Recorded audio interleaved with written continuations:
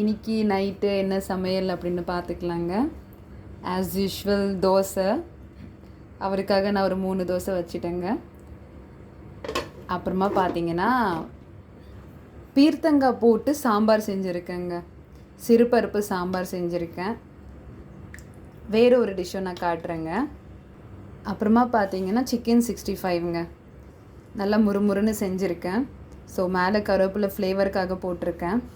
அது இல்லாமல் இன்னொரு ஒரு ஸ்பெஷல் நான் என்ன பண்ணியிருக்கேன் பார்த்தீங்கன்னா சிக்கன் சூப் பண்ணியிருக்கேங்க. சிக்கன் சூப் நான் ட்ரை பண்ணேன். ஸோ சிக்கன் போட்டு ஆனால் டேஸ்ட் பண்ணுங்க, மிளகெல்லாம் போட்டு நல்லா ரொம்ப காரமாகவும் இல்லாமல் ரொம்ப இதுவாக இல்லாமல் செஞ்சுருக்கேன். ஸோ வேறு இன்னொன்று என்னென்னாக்கா, நான் எங்கே இப்போ ஷார்ஜாவில் இருக்கிறதால ரசம் நான் எவ்வளோ செஞ்சாலுங்க நம்ம தமிழ் ஆளுங்க செய்கிற ரசம் மாதிரி வராதுங்க. ஸோ மேலே ஒருத்தங்க எனக்கு தமிழ் ஃப்ரெண்ட் கிடச்சிருக்காங்க.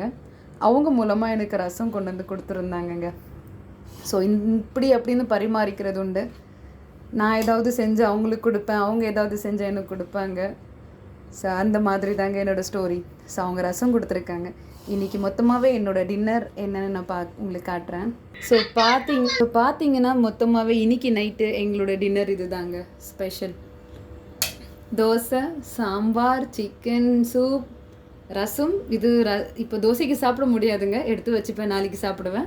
அப்புறமா சிக்கனுங்க. இவ்வளோ தாங்க. ஸோ நாளைக்கு பார்க்கலாங்க. Good night.